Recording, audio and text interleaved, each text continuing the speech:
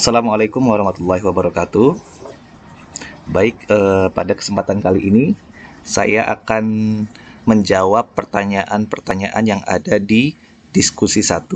Tetapi tidak semua pertanyaan saya berikan jawabannya ya, karena sebagian besar jawaban dari teman-teman sudah benar. Di sini ada beberapa pertanyaan yang belum terjawab, sehingga perlu dibuat pembahasan. Karena menurut saya lebih efektif dalam bentuk video, maka akan saya buatkan jawabannya dalam versi video. Jadi ada beberapa pertanyaan yang terpilih. Yang pertama adalah dari saudari Muas Huzaimah ya. Di sini menanyakan tentang halaman 1.11 ya, buku modul ya.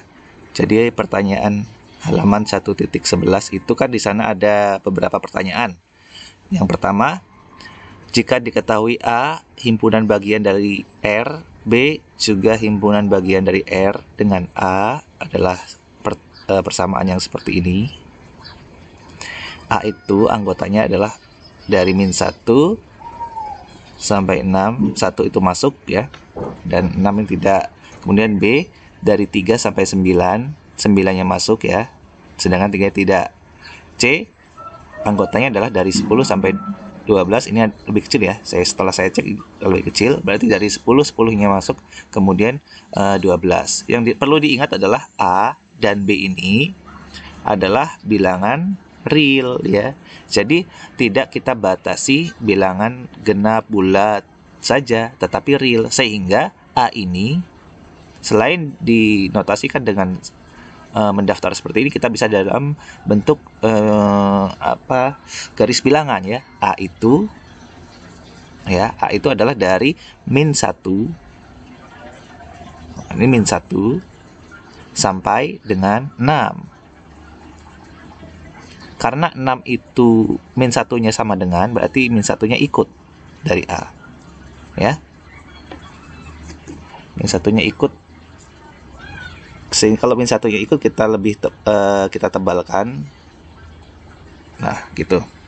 Jadi inilah A ya. A itu dari min 1 sampai 6.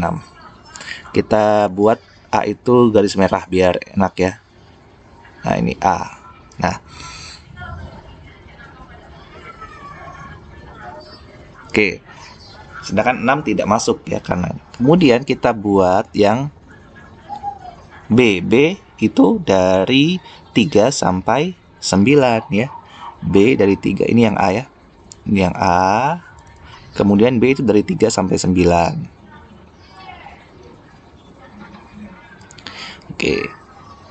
Di B 3 sampai 9, 3-nya tidak ikut, 9-nya ikut. Ini 3, 9, ini B ya. Oke, kita buat merah juga biar jelas.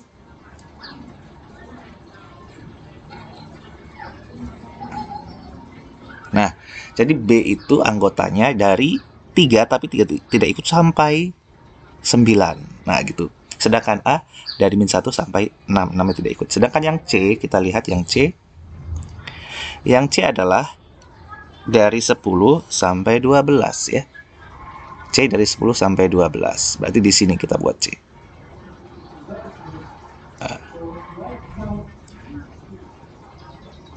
C itu dari 10 sampai 12. Dari 10 ya ini. Oke, ini 10. Ini C-nya. Sekarang kita, mana daerah C? C itu 10 ikut sampai dengan 12. Oke. Nah, sehingga kita bisa cari, lihat pertanyaannya di sini. A irisan B ya. A irisan B digabung C. Kita cari dulu A irisan B. Mana A irisan B?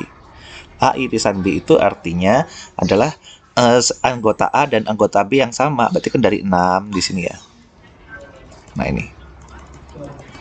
Nah 6 ini kan nggak masuk dari A. Berarti 6 ini kita buat Di sini berarti ya daerah ini berarti. Ini angka 3 ya di sini ya. Oke. Saya hapus dulu yang ini supaya jelas. Jadi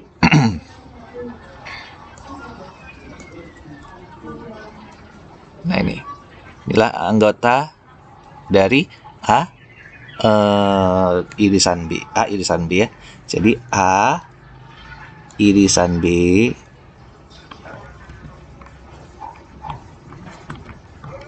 kita buat yang A irisan B itu dari 3, oke. Dari 3 sampai dengan 6. Tidak ada sama dengannya. Oke, tidak ada sama dengannya karena ini bolong ya. Kemudian 3 sampai 6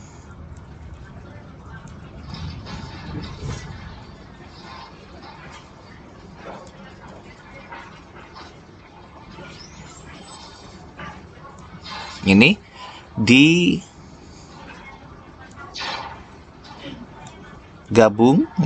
digabung dengan C. Oke, C berarti dari 10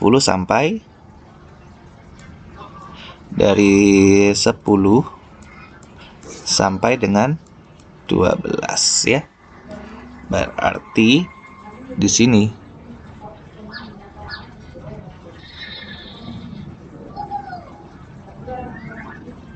nah ini ya, ini jawabannya sudah benar ya. Nah ini digabung. Nah ini ya, ini jawabannya. Oke.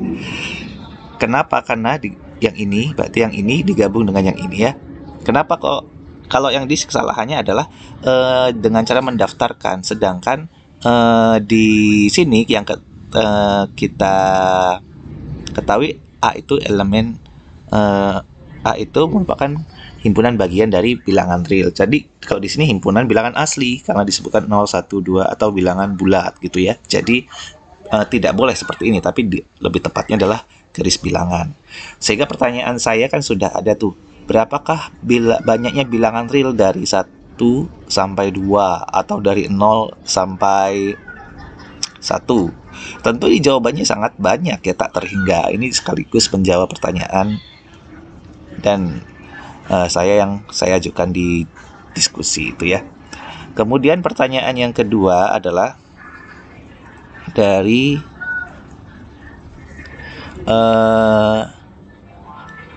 saudara Andantino ya, Nadi Priambada. Nah, di sini bertanya, perihal materi himpunan ini saya masih belum paham tentang apa yang dimaksud dengan himpunan bagian sejati yang dilambangkan dengan seperti huruf C ini ya. Misalkan himpunan A adalah A456, B 2345667. Yang saya pahami A merupakan himpunan bagian B. Benar, karena setiap anggota A juga anggota B. Benar.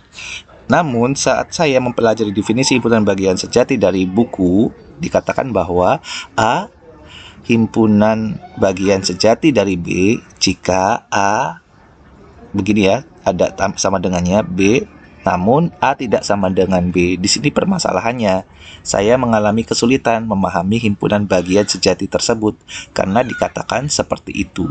Jika setiap anggota A juga anggota B, namun A dan B anggota tidak sama dengan A. Mohon bantuan penjelasannya. Baik, di sini kalau kita cek kembali pengertian himpunan sejati di modul ya. Kalau kita cek di modul itu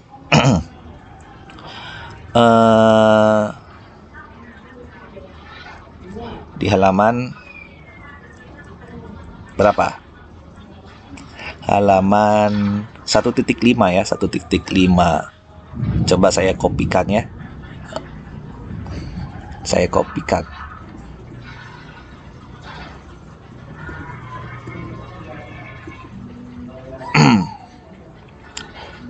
Sebentar.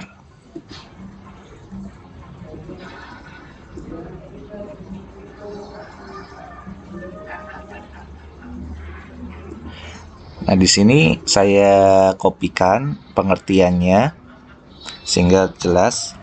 Kemudian saya bawakan ke sini. Di sini saya tambahkan dulu. Page.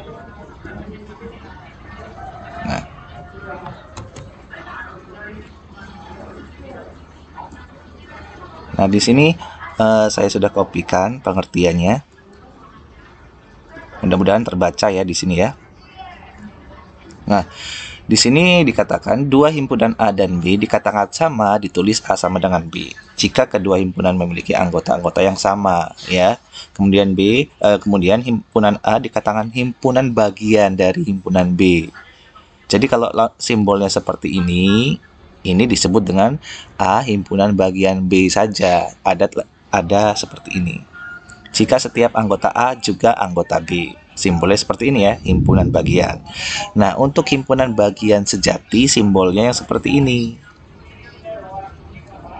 Nah, simbolnya seperti ini. Himpunan bagian sejati adalah ada A itu himpunan bagian B, tetapi bukan A tidak sama dengan B. Jadi jelas ya, di sini saya akan berikan contoh ya. Jika A adalah 1, 2, 3. Sedangkan B misalnya 3, 2, 1. Oke, di sini pasti A sama dengan B kan? Kemudian A himpunan bagian dari B. Nulisnya begini. Himpunan bagian dari B. Begitu juga B himpunan bagian dari A. Nah, kemudian bagaimana dengan himpunan bagian yang sejati itu? Nah, saya berikan contoh yang C. C itu 1, 2, 3, 4. Oke, tentu A tidak sama dengan B. A tidak sama dengan C ya. Tetapi anggota A ada di anggota B, anggota C 1, 2, 3, sehingga dikatakan A ini himpunan bagian sejati. Nah, simbol seperti ini dari C ya. Tapi A himpunan bagian saja dari B, ada seperti ini ya. Oke, semoga dipahami ya ini ya. Kemudian pertanyaan selanjutnya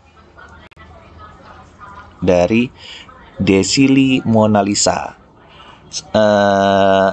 Mengenai kesulitan yang saya temui dalam mempelajari soal yang terkait materi soal inisiasi 1 adalah bagaimana mencari himpunan komplement. Sebagai contoh dalam latihan formatif 1 modul kalkulus 1 halaman 1.17 nomor 5. Oke, bagaimana caranya? Nah, yang perlu diketahui himpunan komplement dulu ya.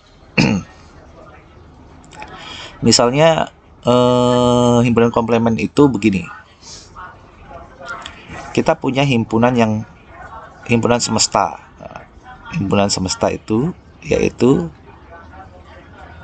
1, 2, 3, 4, 5, 6. Kemudian kita punya A yang merupakan himpunan bagian dari S, himpunan bagian semesta ya, yang anggotanya adalah 1, 2, 3. Nah, ini kita bisa nyatakan dalam diagram Venn, yaitu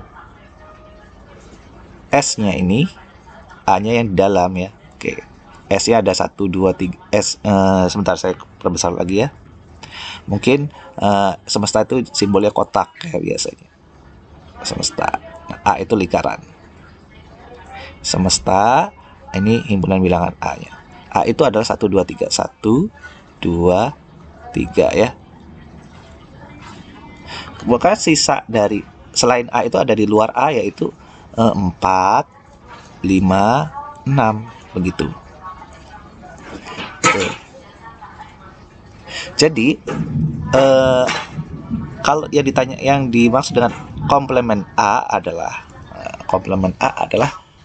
ya selain anggota A 1, 2, 3 tetapi dia anggota S yaitu 6, 4, 5, 6 ya, 4, 5, 6 begitu ya. Contoh lagi misalnya A adalah himpunan bagian dari bilangan ganjil misalnya. Sedangkan A itu sama dengan 3, 5, 7. Berapa komplement A?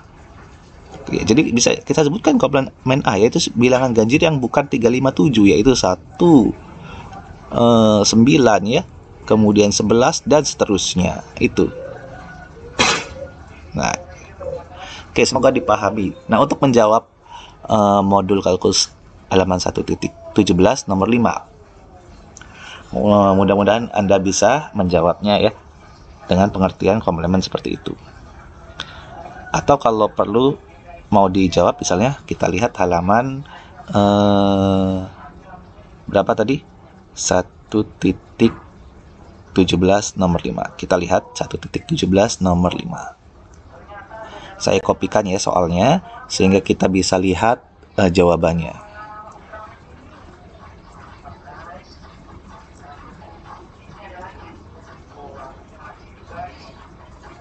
Satu titik 17 nomor 5. Sebentar, saya carikan dulu.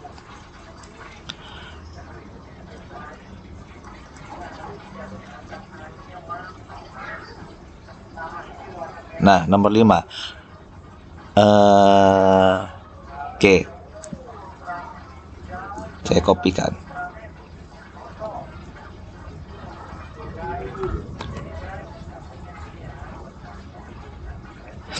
Saya buat slide baru lagi. Nah, ini nomor 5-nya. Pertanyaan nomor 5-nya ada. Ini ya, semoga terbaca. Nah, nih pertanyaan nomor 5. A gabungan B komplemennya berapa? Jawabannya apa? Berarti kita cari dulu A itu berapa kan? A-nya di sini, A-nya adalah 1, 2, 3, 4, 5, B 3, 4, 5, 6, 7, 8 ya.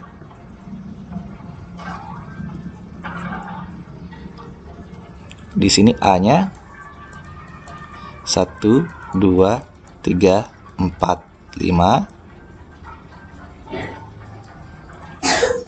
Sedangkan B-nya 3, 4, 5, 6, 7, 8. 3, 4, 5, 6, 7, 8. Ya. Gabungan B. Berarti 1, 2, 3, 4, 5. Berarti 3, 4, 5-nya nggak usah ya. Berarti kan ini B ya. Gabungan B-nya sama dengan 1, 2, 3, 4, 5, 6, 7, 8.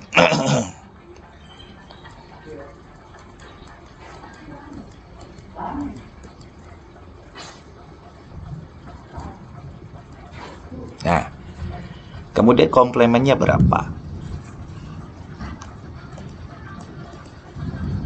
Komplemennya selain yang itu, selain 1, 2, 3, 4, 5, 6, 7, 8. Selain itu ya, berarti yang mana di sini? 9, 10 harusnya. 9, 10 ya, berarti 9, 10, 11 dan seterusnya. Oke, ini jawabannya. Jadi ini bukan begini ya. Kalau ini masih ada 1, 2, 3, 4, 5, ini harusnya tidak ada ini. Nah, ini harusnya tidak ada. Nah ini ya. Oh ya, A dan B itu, A dan B adalah himpunan bagian dari bilangan N atau bilangan asli ya. Oke. Ini ya pertanyaannya komplement. Kemudian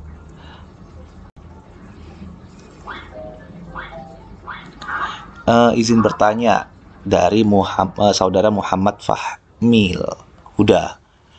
Kenapa ketika akar 5 dikurang 2 nilai mutlak. Di sini maksudnya 5 pangkat min 1 ini adalah akar 5 dari akar dari 5. Oke. Berarti ini begini. Saya buat pertanyaannya. Kenapa kok akar 5 dikurang 1 nilai mutlak sama dengan akar 5. Oh, sorry, ini bukan kurang 1 ya, kurang 2 ya. Sama dengan akar 5 dikurang 2 ya. Sedangkan yang di sini 1 dikurang akar 3 nilai mutlak sama dengan min dalam kurung 1 dikurang akar 3. Kenapa begitu? Ya, karena pengertian dari nilai mutlak A itu sama dengan A jika A lebih besar dari 0 ya, atau min A jika A lebih kecil dari 0. Artinya jika ada tanda nilai mutlak begini, maka diambil positifnya sehingga 7 nih. Nilai mutlak dari 7 adalah 7. Nilai mutlak dari min 7, iya jawabannya 7. Artinya kalau nilai mutlak dari min 7 itu ya harus min 7 dikasih min depannya gitu ya, supaya jadi 7. Nah, begitu juga dengan ini. Berarti nilai mutlak dari akar 5 dikurang 2. Akar 5 dikurang 2 itu kan 2, sekian. Dikurang 2 masih positif ya. Berarti tidak usah berubah tanda. Tetap ya. Akar 5 kan kalau pakai kalkulator 2, sekian, sehingga kalau dikurang 2 berarti 0, sekian. Berarti sama dengan 0, sekian ya. Nah, yang menjadi masalah adalah 1 dikurang akar 5. 1 akar 3 itu adalah 1 koma. Sehingga kalau 1 dikurang 1 koma kan negatif, berarti depannya dikasih negatif. Nah, itu alasannya. Dari pengertian dari nilai mutlak ya. Oke, itu. Kemudian, nah banyak yang menanyakan soal nomor 14 sampai nomor 17 ya. Pertanyaan yang berulang, padahal sudah banyak dijawab ya. Di diskusi itu tinggal dibaca aja. Nah, mungkin kebingungannya di sini ya. A sama dengan X, sedemikian sehingga X pangkat 3 sama dengan X. Berapa sih A-nya itu kan gitu. Kalau ada pertanyaan, ada soal begini, X pangkat 3 sama dengan X, ini nggak boleh X kuadrat sama dengan 1 ya, dicoret gini kan. Nggak boleh nih ya.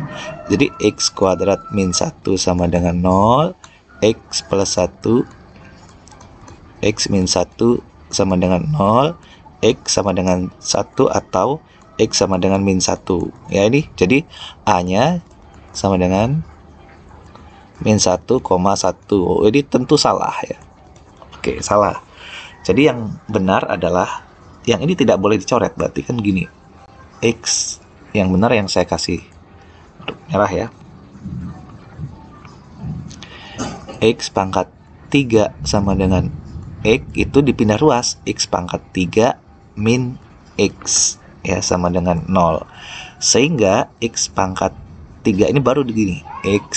X kuadrat min 1 sama dengan 0. Nah, ini baru difaktorkan X min 1, X plus 1 sama dengan 0. Sehingga X-nya sama dengan 0 atau X sama dengan 1 atau X sama dengan min 1. Sehingga yang benar adalah A adalah min 1, 0, dan 1. Oke, kalau udah temu A, kemudian ketemu B juga, ketemu C, maka pertanyaan-pertanyaan ini bisa dijawab dengan mudah. Baik, demikian jawaban dari saya. Semoga jelas dan bisa membantu menjawab. Jika ada pertanyaan lain, silahkan ditanyakan mumpung waktu diskusi sesi 1 masih terbuka ya. Kemudian untuk sesi kedua silahkan ditanyakan, karena saya cek diskusi sesi kedua itu belum banyak yang didiskusikan, atau mungkin sudah jelas ya. Kalau sudah jelas mungkin ya alhamdulillah, tapi kalau masih belum ya silahkan didiskusikan dan akan kita jawab secara bersama-sama. Oke, demikian. Assalamualaikum warahmatullahi wabarakatuh.